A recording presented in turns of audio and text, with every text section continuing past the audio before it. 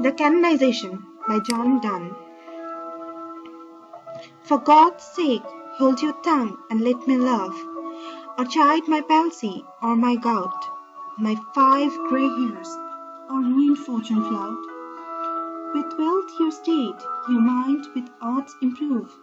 Take you a cause, get you a place, observe his honour or his grace. At the king's rail or his stamped face, contemplate what you will approve. So you will let me love. Alas, alas, who's injured by my love? What merchant's ships have my sighs drowned? Who says my tears have overflowed his ground? When did my coals a forward spring remove? When did the heats which my veins fill add one more to the plague will? Soldiers find wars, lawyers find out still, litigious men which quarrels move, though she and I do love. Call us what you will, we are made such by love. Call her one, me another fly. We are tapers too, and at our own cost die. And we in us find the eagle and the dove. The phoenix riddle hath more wit. By us, we two being one, are it. So, to one neutral thing both sexes fit. We die and rise the same, and prove mysterious by this love. We can die by it, if not live by love, and if unfit for tombs and hearse, our legend be, it will be fit for verse. And if no piece of chronicle we prove, we'll build in sonnets pretty rooms, as well a well-wrought urn becomes the greatest ashes as half-acre tombs.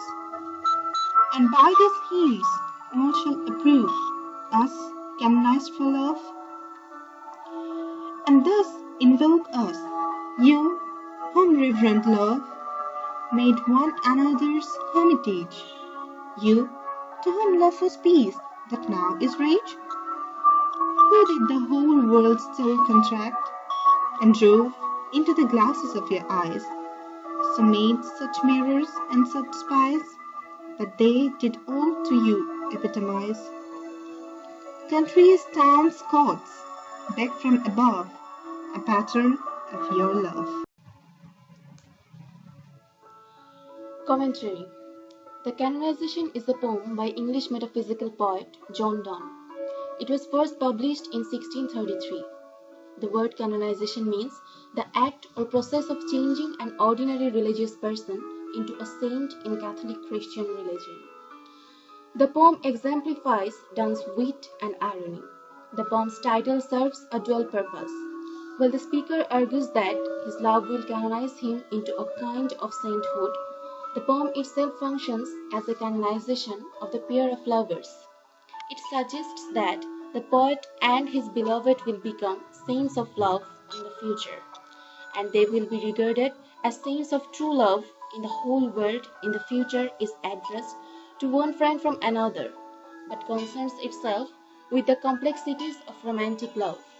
The speaker presents love as so all-consuming that lovers forego other pursuits to spend time together.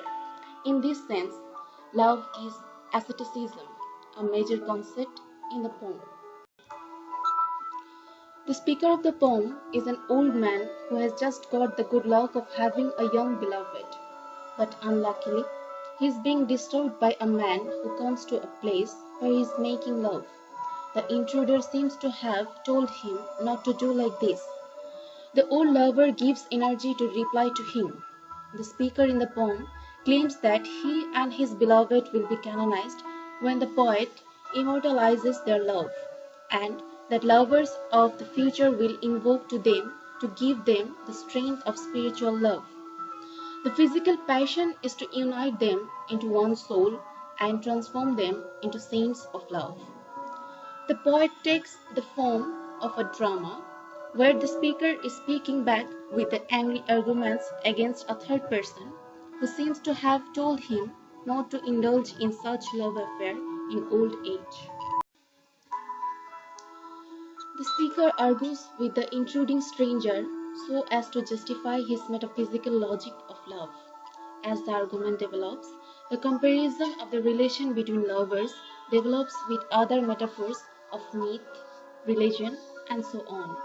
The speaker equates worldly human love with the ascetic life of unworldly saints. The whole poem can be seen as an extension of the centrally unusual comparison of the canonization of a lover. The poem makes an impressive beginning with an abrupt jump into the situation. Hold your tongue and let me love. The lines are highly dramatic. They illustrate the shock tactics used in most of Donne's metaphysical poems. The argument in the poem is forceful, suggestive, and witty. The speaker uses colloquial words, rough idioms, and broken rhythm, all of which characterize metaphysical poems. The very beginning, "For God's sake," is a good example. The whole poem is in such shockingly new language and rhythm. Though the rhythm is rough and conversational, the poem is written mainly in iambic pentameter. Fusion of emotion and intellect is another important feature of the poem. The fusion is observed in the comparison of the lovers to the mysterious phoenix and the divine saints. The speaker assumes that, like the phoenix, the lovers would die and rise at the same time and prove mysterious by their love. Reference to this mythical being well sums up Donne's theory of sexual metaphysics. A real and complete relation between a man and a woman fuses their soul into one whole. The poet is both sensuous and realistic in his treatment of love. The romantic affair and the moral status of the worldly lovers are compared to the ascetic life of unworldly saints. The poem uses an elaborate conceit. In the beginning, the speaker expresses his commitment to love. He addresses an intruding stranger and warns him to keep out of the lover's way. Next, he discusses love in the terms of size, cold, and heat. In the lines that follow, the poet uses more and more disharmonious associations. He equates lovers to flies and tapirs, eagle and dove, phoenix and saints.